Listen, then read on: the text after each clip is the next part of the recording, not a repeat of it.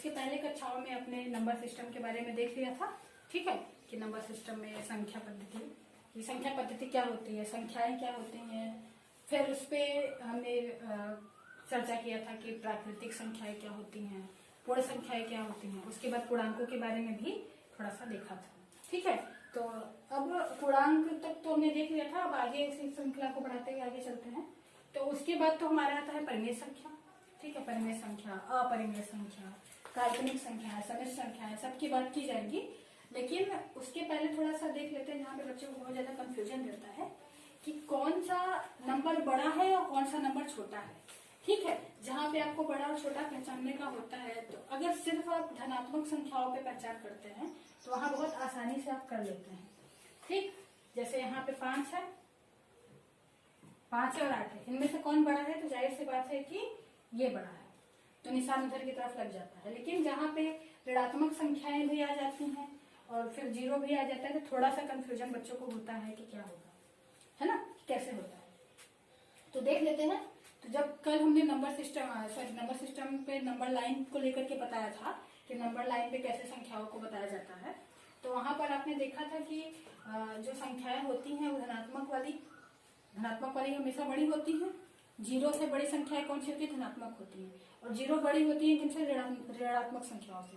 अब ऋणात्मक संख्याओं में भी अगर बड़ा छोटा देखना हुआ तो कैसे देखेंगे, है ना। जैसे क्या है कि जो ऋणात्मक संख्याएं हैं वो धनात्मक संख्याओं से हमेशा छोटी होती हैं, तो छोटी होती हैं तो बड़े की तरफ हमेशा निशान लगता है, तो जो 7 है वो बड़ा हो जाएगा, ठीक। क्योंकि नंबर लाइन पे जब हम बढ़ेंगे तो बाएं से दाएं बढ़ने पे हमेशा नंबर बड़े होते जाते हैं, ठीक। तो ये जो 8 है ये बाएं तरफ रहेगा, -8, और ये जो 7 है ये भी दाएं तरफ है। तो जाहिर सी बात है कि +7 वाला ज्यादा होता है, माइनस वाला हमेशा से कम होता है, माइनस में कमी को दिखाया ही जाता है।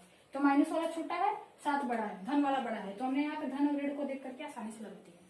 फिर जब यहाँ पे बात आई कि 0 बड़ा है या -10 बड़ा है, तो यहाँ पर भी पता है कि 0 के बाद -10 आता है, ठीक है, सॉरी, -10 के बाद 0 आता है, यानी कि -10 जो है बाएं तरफ से जाएगा और 0 जो है वो दाहिने तरफ जब बढ़ेंगे तब आएगा। तो अब ऋणात्मक संख्याएं हमेशा ही छोटी होती हैं धनात्मक संख्याओं से, लेकिन 0 तो धनात्मक है नहीं, ये शून्य है, तो यहाँ पे तो ऐसे भी हमको चिन्ह का नहीं पता होता है कि ऋण है कि धन है, उस पर कोई चिन्ह होता ही नहीं है। तो 0 भी हमेशा बड़ा होगा -10 से, है ना। तो शून्य भी बड़ा होता है हमेशा नेगेटिव नंबर से, ठीक। तो धनात्मक संख्याओं से भी धनात्मक संख्याएं जो है वो ऋणात्मक से बड़ी होंगी, धनात्मक संख्याएं जो होंगी वो शून्य से भी बड़ी होंगी, और शून्य किससे बड़ा होगा, ऋणात्मक संख्याओं से बड़ा होगा। तो अब इसमें चिन्ह किधर की तरफ लगेगा, इधर की तरफ लगेगा, है ना। अब जब बात किया जाता है, फिर देखो इसी वाले केस पर ये नीचे भी आ गया कि एक धनात्मक है, एक ऋणात्मक है, एक धन संख्या, एक ऋण संख्या है, तो बड़ा कौन होगा, हमेशा धन वाला बड़ा होगा। फर्स्ट का मामला यहाँ पर है, जब दोनों के दोनों ऋण आ जाते हैं, दोनों के दोनों धन हुए तो आपने कर लिया, एक धन हुआ एक ऋण हुआ तो भी आपने कर लिया, एक ऋण हुआ एक 0 हुआ तो भी आपने आसानी से कर लिया। लेकिन प्रॉब्लम यहाँ पे आ जाती है, बच्चे यहाँ पे गलतियां कर देते हैं कि इधर के निशान लगा देते हैं, ठीक है, हमेशा ग्रेटर देन का साइन इधर लगा देते हैं। जो बड़ा होता है वो सिर्फ वो चिन्ह को नहीं देखते, वो सिर्फ नंबर को देखते हैं, नंबर को देख के सोचते हैं कि 7 तो छोटा होता है 8 से, 8 हमेशा बड़ा होता है तो ये बड़ा हो गया, लेकिन ये गलत हो गया। क्योंकि जो नेगेटिव होता है उसमें हमेशा ये ध्यान रखना होता है कि इसमें जो बड़े होते हैं वो छोटे हो जाते हैं, है ना। जो बड़े होंगे वो छोटे होंगे, जो छोटे होंगे वो बड़े हो जाएंगे। तो ये चिन्ह किधर के लगेगा, इधर के लगेगा। और ये ऐसा क्यों होता है, इसको भी हम बताते हैं कि ऐसा क्यों होता है। तो यहाँ पे बड़े छोटे में थोड़ा सा देखना था कि कौन सा बड़ा होगा कौन सा छोटा होगा। तो क्या था, 2 संख्याएं थी, कुछ भी ले लो, -7 है -8, शायद यही था भी, ठीक। तो अब इन्हीं दोनों संख्याओं में देखना है कि ये बड़ा है या ये बड़ा है, ठीक है। तो अब यहाँ से ऐसे तो हमने डायरेक्टली बता दिया कि जो छोटा होता है वो बड़ा हो जाता है, नेगेटिव में हमेशा उल्टा होता है, ठीक है। लेकिन अगर अब इसका रीजन जानना है कि ऐसा क्यों होता है, तो देखते हैं नंबर लाइन पे। नंबर लाइन पे जब देखोगे तो -0 के बाद क्या है, -1 है, उल्टा चल रहा है, इधर की तरफ चल रहा है। फिर क्या है, -2 है, फिर -3 है, फिर इधर जाएंगे तो -4 होगा, -5 होगा, -6 होगा, ऐसे जाएगा। लेकिन हमेशा चलना कैसे होता है, बाएं से दाएं की तरफ। जब भी चलना होगा वो बाएं से दाएं की तरफ ही चलेंगे, है ना। तो बाएं से दाएं की तरफ जब जाएंगे तो सबसे छोटी संख्या इधर कहीं होगी, उसके बाद थोड़ी सी उससे बड़ी यहाँ, फिर उससे बड़ी यहाँ, फिर उससे बड़ी, फिर उससे बड़ी, फिर उससे बड़ी, तो सबसे लास्ट में सबसे बड़ी होगी, और इससे भी बड़ी ये होगी, फिर इससे बड़ी ये होगी, फिर ये बड़ी होगी, फिर ये बड़ी होगी, सबके सब बड़े होते जाएंगे। तो अब देखो, तो -8 इधर कहीं होगा और -8 इधर कहीं होगा, है ना। तो -8 पहले आ रहा है, यानी -8 छोटा है, और जो -7 है वो क्या है, वो बड़ा हो जाएगा। तो अब यहाँ पे निशान लगा देंगे कि -7 वाला जो है वो बड़ा है और -8 वाला जो है छोटा है। ठीक। और एक चीज और ध्यान रखने वाली बात है यहाँ पे कि अब ऐसा नहीं है कि 0 से 2 के बीच में सिर्फ यही दोनों संख्याएं हैं, यानी कि 1 और 2 है। 0 से 2 के बीच में सिर्फ एक ही संख्या, एक ही नहीं पड़ेगी। 0 से 2 के बीच में अनंत संख्याएं हमारी हो जाती हैं। ठीक। कैसे होंगी, जैसे आप स्केल में भी देखते हैं कि 2 बड़े खाने के बीच में 10 छोटे छोटे खाने रहते हैं, है ना। और एकदम उस साइड, अपोजिट साइड में देखेंगे, जैसे ये रहा आपका स्केल, ठीक है। तो इस स्केल में अगर इधर का देख रहे हैं तो इधर वाला सेंटीमीटर होता है, इधर देखते हैं तो इधर वाला इंच होता है। तो देखोगे कि 1 इंच जो है, ये पूरा स्केल जो होता है 15 सेंटीमीटर वाला 6 इंच का होता है। तो छोटे छोटे 2 बड़े खानों के बीच में बहुत सारे छोटे छोटे खाने होते हैं। फिर अगर और भी छोटे उस पे पैमाने पर चलेंगे तो उससे भी छोटे भी होते हैं, यानी कि मीटर होता है, सेंटीमीटर होता है, उससे भी मिलीमीटर होता है, नैनोमीटर होता है, सब छोटे छोटे होते जाते हैं। तो अगर इसको हम स्केल मान के चल रहे हैं तो इसके बीच में और ऐसे ढेर सारे छोटे छोटे खाने होंगे, उनका और भी मान होगा। 0 के बाद ऐसा है नहीं कि 0 के बाद तुरंत 1 आ जाए, जैसे यहाँ पे 0 लिखा है, यहाँ पे 1 लिखा है। अब इसके बीच में अगर हम गिनती किससे देखें, प्राकृतिक संख्याओं से या पूर्ण संख्याओं से देखें, तो हम यही कहेंगे कि इसके बीच में तो कुछ नहीं आएगा। लेकिन अब अगर आगे की तरफ बढ़ रहे हैं तो देखो 0.1, 0.2, 0.3, 0.4 ऐसे होकर होते होते होते होते वो बढ़ता चला जाएगा 1 तक पहुंचते पहुंचते, यानी कि अनंत संख्याएं हो जाएंगी। हमको पता नहीं है कि कितनी संख्याएं उसके बीच में होंगी, तो क्या कह देंगे कि किन्हीं 2 संख्याओं के बीच में ढेर सारी अनंत संख्याएं, यानी ये कह सकते हैं कि अनंत संख्याएं होती हैं। 2 संख्याओं के बीच में सिर्फ एक ही संख्या नहीं होती है, उनके बीच में अनंत संख्याएं होती है। प्राकृतिक संख्याओं में अगर पूछे कि 3 और 5 के बीच में कितने संख्या आएंगे जो प्राकृतिक होंगे, तो आपको 3 के बीच 3 यहाँ पे क्या आ जाएगा, 4 आ जाएगा। 3 और 5 के बीच में एक ही प्राकृतिक संख्या ऐसी होगी जो कि यहाँ पे आएगी। और अगर ये पूछ ले 3 और 5 के बीच में कितनी संख्याएं आएंगी, तो आपकी अनंत संख्याएं आ जाएंगी, है ना। वहां पे क्या हो जाएगा कि वहां पे अनंत संख्याएं आ जाएंगी। तो मेरे ध्यान से आपको बड़े और छोटे में पहचान करना आ गया होगा। तो अपने टॉपिक को कंटिन्यू करते हुए आगे बढ़ते हैं परिमेय संख्याओं की तरफ, ठीक है। प्राकृतिक संख्याओं की तरफ चलते हैं। तो परिमेय संख्याओं की तरफ। तो परिमेय संख्याएं क्या होती हैं उनके बारे में हम थोड़ा सा देख लेते हैं। रेशनल नंबर इंग्लिश में इसको बोला जाता है, परिमेय संख्याओं को। अब परिमेय संख्याओं होने के लिए, कोई भी संख्या का परिमेय संख्या है तो उसके लिए हमारे पास 3 शर्तें होती हैं। अगर वो तीनों की तीनों शर्तें जो है लागू हो गई, तब तो कहेंगे कि वो परिमेय संख्या है। और अन्यथा अगर एक भी शर्त उसमें से गलत हुआ तो कह देंगे कि वो परिमेय संख्या नहीं है, ठीक है। अब बहुत लोगों का ये प्रश्न होता है कि क्यों तीनों को देखते हैं। अगर एक या दो संख्या, ठीक, तो तीनों शर्तें क्यों लागू होनी चाहिए। कुछ लोगों का ये होता है कि 2 शर्तें अगर लागू होती हैं तो हम क्यों नहीं परिमेय संख्या मान सकते हैं उनको, ठीक है। तो अब आप ध्यान से देखिए कि अगर रियल लाइफ पे हम इसका लेते हैं एग्जाम्पल, तो एक अगर हिरमाने को लेते हैं, ठीक है। अगर हिरमाना हमें खरीदना है तो हिरमाने के एक छोटे से टुकड़े को हम काट के देखते हैं, छोटा सा टुकड़ा ही लेके टेस्ट करते हैं कि वो कैसा है।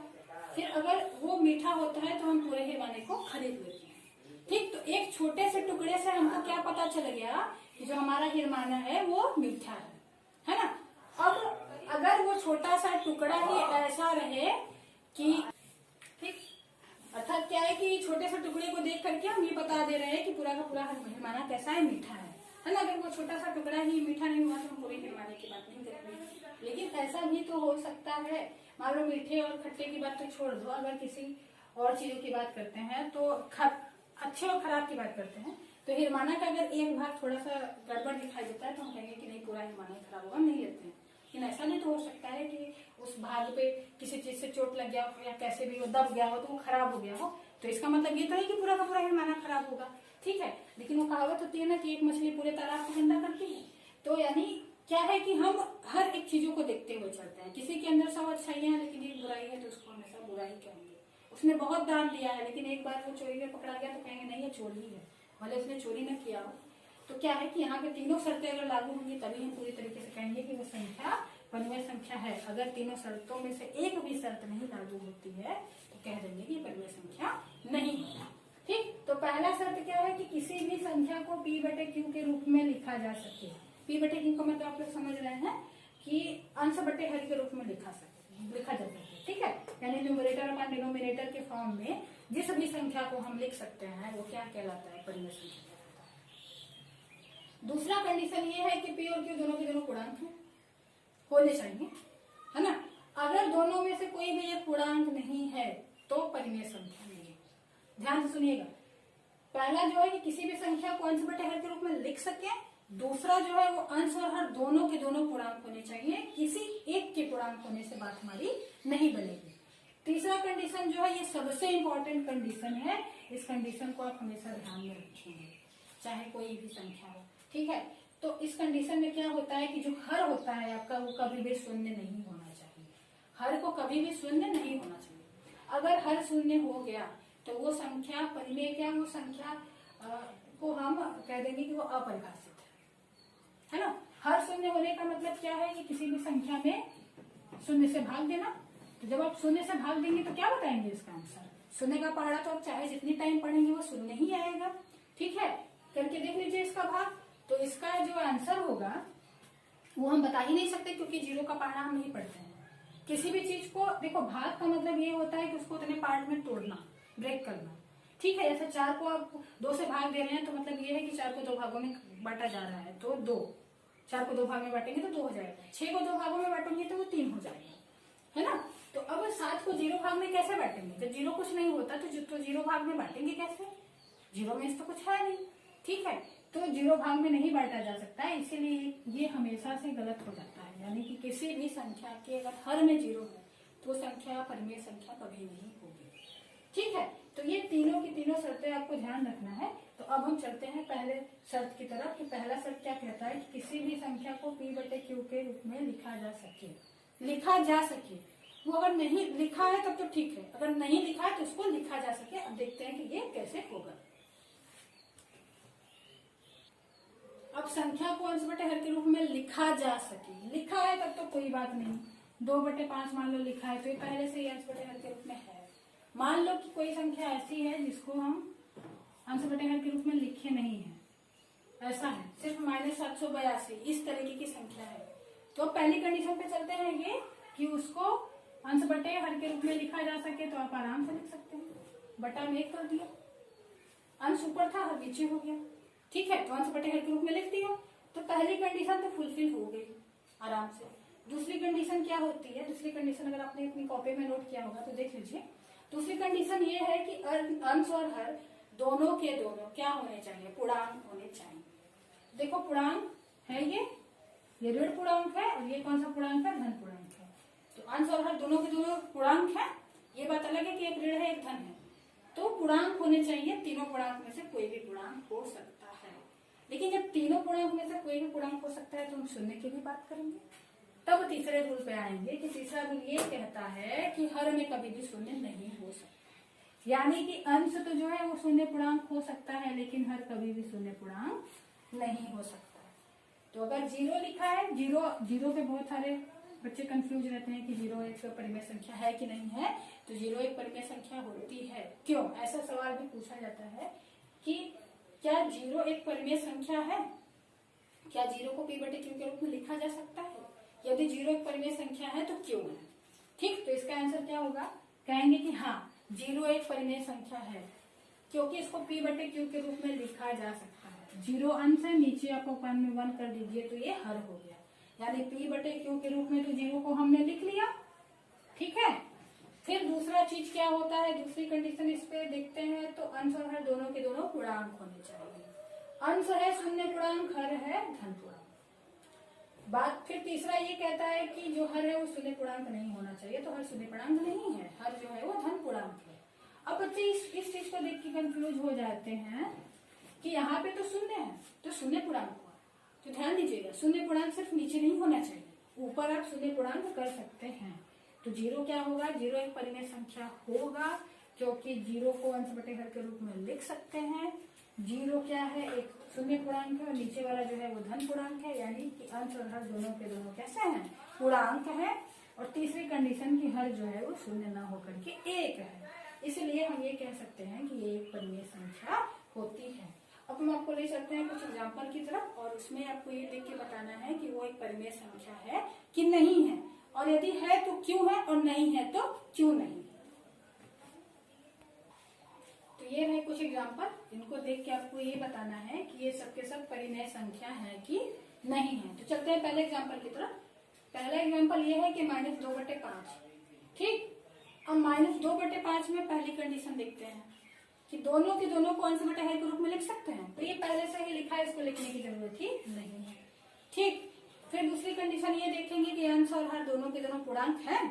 तो दोनों के दोनों पूर्णांक है, क्योंकि ये ऋण पूर्णांक है और ये कौन सा है, धन पूर्णांक है। तीसरी कंडीशन ये देखेंगे कि जो हर है वो क्या जीरो है, तो जीरो नहीं है, तो यानी कि क्या है, ये परिमेय संख्या आपका है।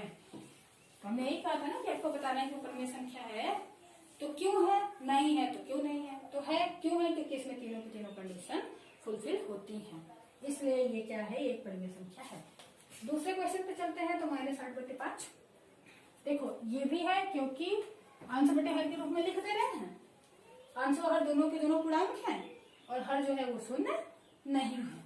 ठीक है, इसलिए क्या है, ये भी एक परिमेय संख्या है। तीसरे की तरफ चलते हैं, जो भी मैंने पहले ही बताया कुछ समय पहले ही। तो जीरो क्या है, जीरो को देखो, पहला कंडीशन देखते हैं कि अंश बटे हर के रूप में लिख सकते हैं, तो ऑफ कोर्स लिख सकते हैं। अपान में 1 कर लिया तो लिखा गया, अंश भी पूर्णांक है, हर भी पूर्णांक है। और तीसरी कंडीशन ये कि हर जो है वो जीरो नहीं है, यानी कि जीरो क्या है, एक परिमेय संख्या है। चौथे क्वेश्चन की तरफ चलते हैं। तो क्या है, 8/-3। तो बटे में लिखा है, यानी कि अंश बटे हर के रूप में तो पहले से ही लिखा है, इसको लिखने की जरूरत ही नहीं है। फिर दूसरी कंडीशन देख लेंगे कि अंश और हर दोनों के दोनों पूर्णांक है, तो हाँ है, दोनों के दोनों पूर्णांक है। फिर तीसरी कंडीशन ये कि हर जीरो नहीं होना चाहिए, तो जीरो नहीं है, यानी कि ये भी एक परिमेय संख्या है। अभी तक आप देख रहे हैं जितने भी थे सबके सब परिमेय संख्या थे। आगे देखते हैं -108/5। तो ये भी परिमेय संख्या है इन्हीं सब की तरह, क्यों है, क्योंकि अंश बटे हर के रूप में लिखा है, पूर्णांक है, और हर जो है उसमें नहीं है। आते हैं छठे क्वेश्चन की तरफ। तो छठे क्वेश्चन में पहली कंडीशन जो होनी चाहिए कि अंश बटे हर के रूप में लिख सके, तो लिख लिया। अब कुछ लोग कहेंगे कि चलो यहीं पर तो काम खत्म हो गया, देख लेते हैं ये कंडीशन फुलफिल हो गई तो सभी की सभी होंगी। लेकिन अभी देखिए यहाँ पे आपकी दूसरी कंडीशन जो है आके रुक जाएगी। क्यों रुक जाएगी, क्योंकि ये पूर्णांक होना चाहिए, अंश और हर दोनों के दोनों पूर्णांक होने चाहिए। हर तो पूर्णांक है, लेकिन अंश पूर्णांक है कि नहीं है ये हम ऐसे नहीं बता सकते, ये तब हम बताएंगे जब हम इसका स्क्वायर रूट निकाल पाएंगे तब। अब देखिए, अगर इसका वर्गमूल निकालेंगे तो ये पूर्णतः कभी भी विभाजित नहीं होगा, इसका ये पूर्ण वर्ग है ही नहीं, √2 जो है वो पूर्ण वर्ग नहीं बनेगा कभी भी, यानी इसका जो मान आएगा वो दशमलव में करके आता जाएगा, जो कभी खत्म नहीं होगा। तो ये एक परिमेय संख्या नहीं है। अब पहले रूट में आपको चेक कैसे करना है, कैसे जानेंगे कि ये परिमेय संख्या है कि नहीं है। छोटा सा है तो कुछ मान तो आप याद कर सकते हैं, जैसे √2, √5, √3, ये सबके सब परिमेय संख्या नहीं होते। ठीक, लेकिन अगर बड़े बड़े ऐसे नंबर्स आ गए तो आप उनको कैसे देखेंगे। तो पहले इसको कट कर देते हैं, क्योंकि ये परिमेय संख्या नहीं है। दूसरी कंडीशन यहाँ पे जाके फुलफिल नहीं हुई, तो तीसरी चेक करने की जरूरत हमें नहीं है। ठीक, अब हम आगे चलते हैं बड़ी संख्याओं की तरफ।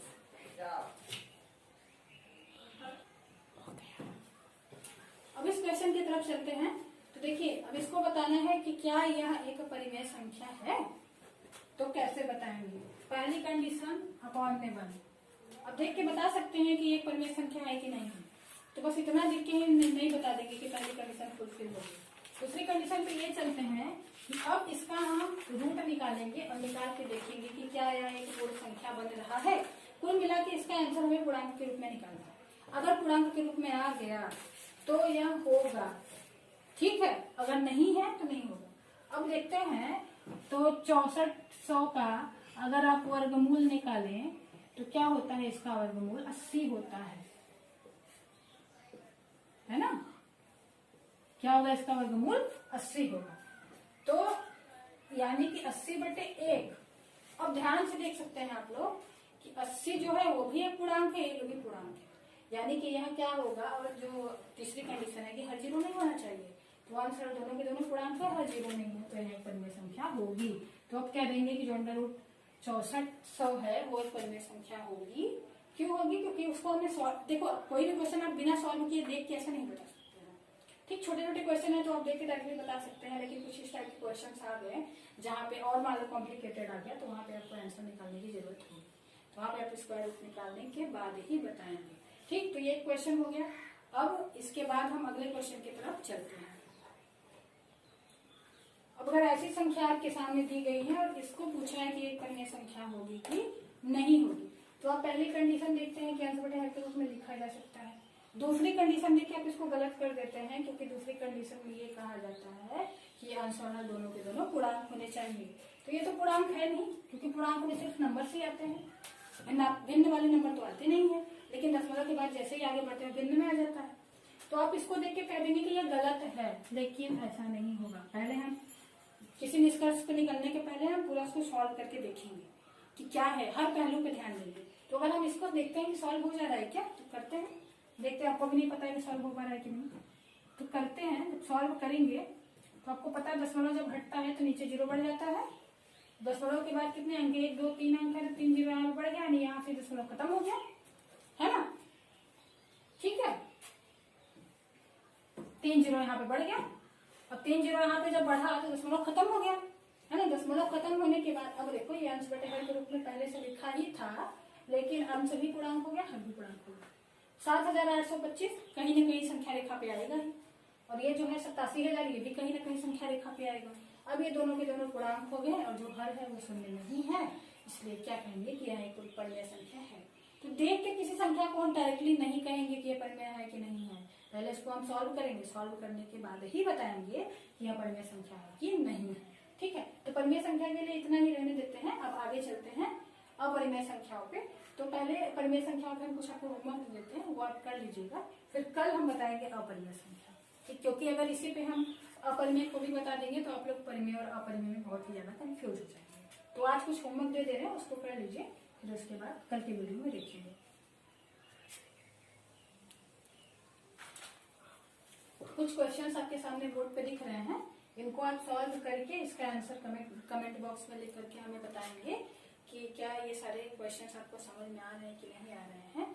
ठीक है, और इसका आंसर जो है वो भी आप वहीं पे लिख दीजिएगा, तो हम उसको देख लेंगे। आप इसको चाहे कमेंट बॉक्स में मैसेज करके बता सकते हैं, या फिर इसको किसी एक पेज पे सॉल्व करके उसे भी बता सकते हैं, वहां से भी देख देख के आप बता सकते हैं। ठीक, तो अब अगर इसमें से कोई भी आपको प्रॉब्लम होगी, कुछ भी नहीं समझ में आ रहा है, सिर्फ क्वेश्चन ही नहीं, इसके पिछले वीडियो में भी आपको जो भी प्रॉब्लम होगी तो डिस्क्रिप्शन में लिंक दे दिया जाएगा पिछले वीडियो का, तो आप वहां से जाकर के पिछला वीडियो भी देख लेंगे, इस वीडियो को भी देखेंगे। अगर इसमें भी कुछ भी कंफ्यूजन हो, कोई भी डाउट हो, तो आप उसको क्लियर जरूर करिएगा, वहाँ पे कमेंट जरूर छोड़िएगा, क्योंकि अगर आप कमेंट नहीं करेंगे तो हमको समझ में नहीं आएगा कि हम गलती कहाँ पे कर रहे हैं, इसलिए कमेंट करना बहुत ही ज्यादा जरूरी है। तो पिछला वीडियो देख लीजिएगा, डिस्क्रिप्शन में जाके लिंक दिया रहेगा। ठीक है, धन्यवाद।